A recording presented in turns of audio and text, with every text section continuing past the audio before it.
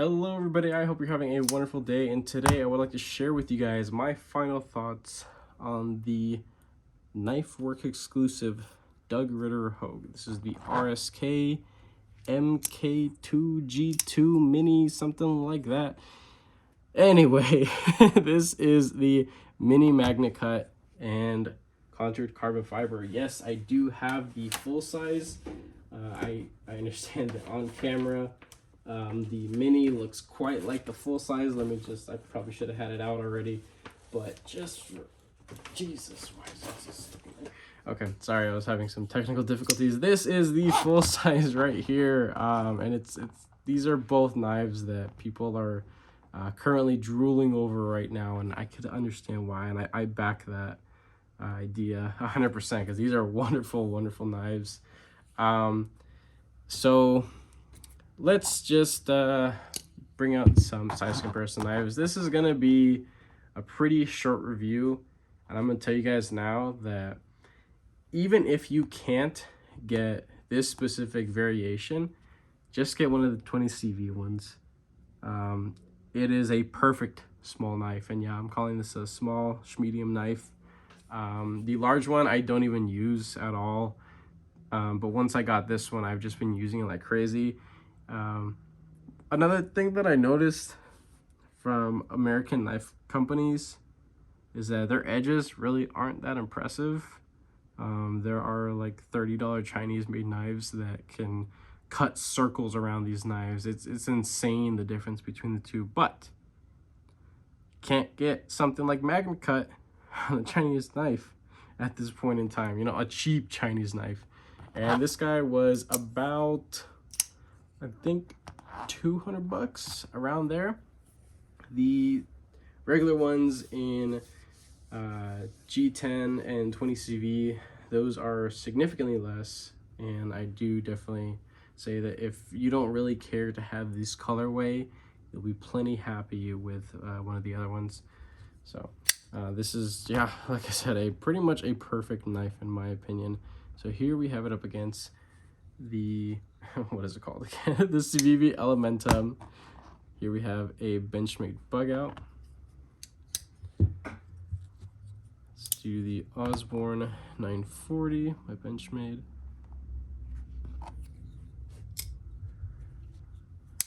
Spyderco Native 5.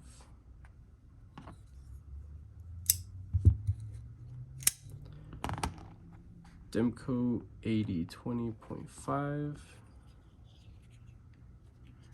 And last but not least, Spyderco PM2. So yeah, this guy is it is small, quite small. Now again, most people are going to prefer the larger full-size one. I can understand why. This feels absolutely epic in hand, but as I mentioned in a lot of my videos, and even one of my more recent videos about what my perfect size of knife is medium. So, you know, medium-sized knife, anything that's like floating around 3 inches, give or take, you know, 0.25 inches. And that is more than enough blade that I need for my urban environment setting and the place that I work in. I go through a lot of cardboard and plastic. Nothing crazy. I'm not chopping down trees. I'm not, you know, prying open bomb shelter doors or anything crazy like that. So definitely I would say that wouldn't do any prying, but any side movement I don't think would cause any bending or anything to this tip here. Another thing I wanted to mention is you could see the grind lines underneath in just the right light, but it doesn't really bug me too much. I noticed the same thing on what is it? It was my Manix 2. Yeah, this is one thing I mentioned when I did my review of my Spyderco Manix 2 is I should probably give this thing a little bit of a wipe. The edge on this thing, it's still holding up pretty darn good after I put that reprofile on it. I forgot what I sharpened it to, but like I was saying, in the right light, you could see the factory grind lines and then the stone wash on top. Some people may not like that, and I understand. Some people are completely cool with that. I'm an individual that I am cool with that. It's fine. This isn't a super fancy premium looking knife. It's not meant to be that. This is going to be a sprint run for the enthusiast. Most people aren't ever going to use MagnaCut to the fullest capabilities of MagnaCut. And I personally don't know how well this is heat treated to. So as I was mentioning before about the 20CV version versus the MagnaCut, the average knife consumer cannot tell the difference between the 20CV and the MagnaCut one. So unless you are genuinely a knife enthusiast, there's no point in pursuing something like this. But because I'm a crackhead, like many people in this hobby, I wanted to get this one. Even though I had zero justification to buy it after not even using the big one that much, I wanted to get it, and I'm so happy that I did. But like I was saying, the whole knife steel, the fanciness and the HRC and all that kind of knife steel nerd talk, it's beyond me. It really is, and it is beyond most people, genuinely. But I do want to just go ahead and take a good look at this little guy. It is essentially an exact replica of the larger one, just the same quality of fit and finish. The blade stock thickness is definitely thinner.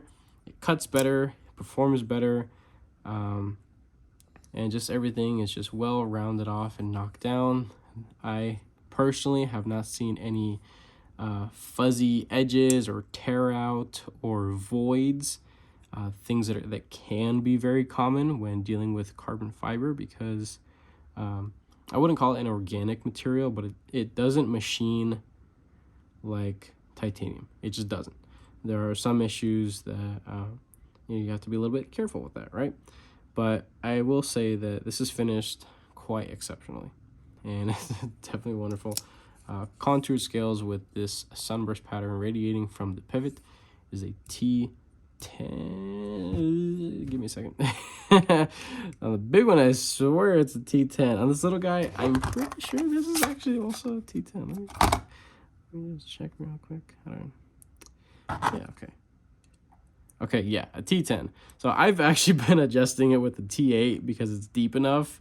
That's one thing that I love about these knives, is that the hardware is excellent. They're deep. Everything is sharply machined. Not like sharp as like you can feel it or it snags or anything like that, but they're sharp to the bit, and I'm able to get a pretty good purchase when adjusting and doing maintenance on these knives. That's another thing that I love about my Spyderco knives, is that most of the Spydercos, like the common ones, like the PM2, that's a T10 pivot. I adjust with a T8, and I've had zero issues. I also have, nice and sharp T8 bits, so I don't ever really run into any issues. But, if you are concerned about possible stripping or things like that, T10 pivot. The body screws are going to be all T8. There are a lot of body screws, so that's just something you got to be concerned about. So there are 8. There are 8 plus 2 for the clip, which are T8s also. That is wonderful. So this is a little knife with robust hardware, essentially hardware that, all knives should really be looking at for, how to be, essentially. Let's get the weight on this guy. I don't think I did that yet. Pretty sure I did this during my unboxing, but just to show you guys on this video, 2.5 ounces. It weighs basically nothing in comparison to the full size 4.2. Nothing insane, but there's definitely is a big difference between the two. Both of them are definitely wonderful little knives, and like I said, short review, nothing crazy about this guy. It's perfect. I had maybe one little issue with my specific unit. It perfectly centered for it being an Axis style lock, and little to no play. These knives break in better than Benchmade knives, or at least faster, I will say. Side to side, beautiful. There's nothing there. Pivot, nothing at all. It is cranked down quite tight, and it is still pretty easy to flick and manipulate. But but it could be something that's a little cumbersome because of its size relative to if you have like larger hands. Even me, I still find myself fiddling around with it sometimes, but slow roll or just like whipping it out. Sometimes it works, sometimes it doesn't. This has been sitting in my case here in the garage. It's been pretty cold, so I do definitely notice that some knives stiffen up a little bit with the cold. So, but if it's in my pocket and it's warmed up, I'm typically at work. What I've been doing, I haven't even been interacting much with the thumb studs. I've just been compressing that bar lock in the back and just flicking it out. It works just fine. But you know, of course, it's not doing it now that it's on camera. It is on washers, which is perfectly fine and normal. But one little issue that I did have with it, that it has corrected itself now. When it would lock up, I had up and down play, and it was rattling, and I was just like, what the hell is going on? Like, am I really gonna have to send back my unit? This sucks. I'm gonna have to wait like forever to get another one. But eventually it worked itself out because of the way that the bar axis style omega springs and everything works. There's constant pressure being put up against the backside of that tang. So eventually, as it moved further and further up, the lockup became more and more solid. Now there is no play. And even if I try to really muscle it, I cannot feel it. It is gone. The issue has corrected itself. So if you have this unit, or you are expecting this unit, and you guys didn't get on the first drop of these, because there was a second run, essentially for pre-order, that may be something that you might encounter. Don't freak out. It should work itself out, but if you are really concerned about it and you think that it is pretty bad, I would look into Knife Center's customer service and see, you know, what they have to offer as in the time frame to send a unit back to have it fixed. Maybe they may have you go directly to the manufacturer, Hogue Knives. That may be something, but at least my personal experience, it's been wonderful. I gave it some time to break in, and the lock is 110% solid now. I can crank down on that pivot for adjustment. There's no side to side, up or down, no movement at all. And it is something that I can say that Benchmade cannot compare to. So this being a USA made brand, it is definitely feels like it's years above Benchmade, honestly, when it comes to fit and finish and quality and like the cool factor of materials. If Benchmade tried to make something like this, they would probably charge like $600 for it, and everybody would literally just say fuck you, because that's kind of what they're doing. Benchmade has this new super skinny titanium crossbar style lock knife coming out. It's like almost $550 or around there. Blade shape looks cool, the knife looks cool, but I'm pretty sure that knife has absolutely zero reason to be around that price point. That is I don't completely agree with it. I mean, I know some people definitely can, but you're better off getting something from Hogue, honestly. That's my opinion as is, you know, right now, currently. Maybe Benchmade will do something in the future that could really compete, but as of late, Hogue is definitely where you should put your money to, and that's where I stand right now. So if you guys enjoyed this video, I really hope you did. Go ahead and give it a thumbs up. If you guys are subscribed, thank you so much. I definitely appreciate you guys' support. If you guys are not subscribed, go ahead and consider subscribing and turning on your notification button so you are notified when I do giveaways, reviews, unboxings, collection updates, and things like that. So with that being said, I hope you have a wonderful rest of your day.